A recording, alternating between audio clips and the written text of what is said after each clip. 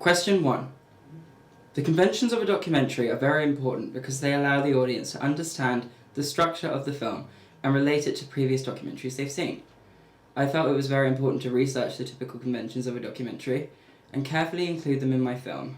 I don't feel that I greatly challenged these conventions in the filming of my documentary, however I did decide to script and stage the interviews, as I felt that raw randomizing the interviews wouldn't necessarily give me the content to create a well-rounded result. Question 2. The combination of my main product and ancillary tasks allows me to create a realistic picture of how my film would be reflected in advertising if it was a full-length feature film.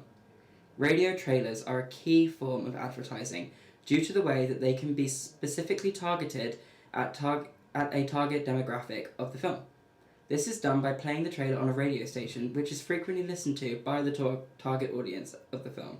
Radio 1 was the radio station I felt fit the appropriate audience for my film. The double-page magazine spread I produced also serves to capture the essence of the documentary. Whilst remaining informative and clear, I followed the conventions of a typical magazine review in order to make it look professional and realistic.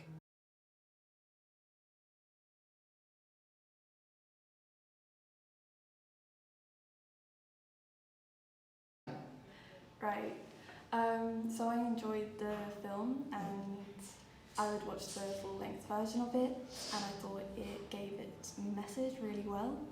Yes, I understood the storyline, but I wouldn't go and watch it because it's not really my thing, and I do think it does appeal to the target audience.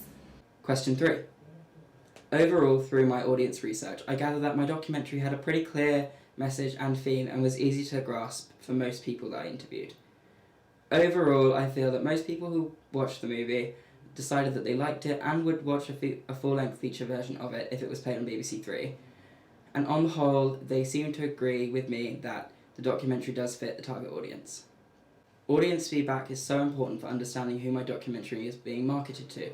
I used 3 main methods of audience research to initially understand who my audience would be.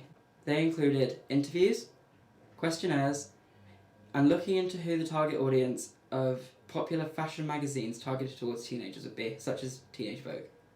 Question 4. I feel that WordPress is a great platform for the creation of a blog to follow the production process of my documentary, as it provides a clear and easy format to create a blog to a high standard. Vegas Movie Studio Platinum 11 is an easy-to-use editing program, which allowed me to edit my movie very quickly and efficiently. To edit images I used on the blog in the secondary task, I used a Photoshop program called VS Express for desktop, which was also very easy to use and very efficient. YouTube has been one of the world's leading platforms for sharing video content, and therefore it was an easy choice when deciding where I should showcase the final film and any other video content produced in the production of my blog, including my evaluation questions. Finally, all the filming and sound equipment I used in the production of my documentary was effective and produced content to a great quality. It was all very easy to use and didn't take a lot of practice to get the hang of it.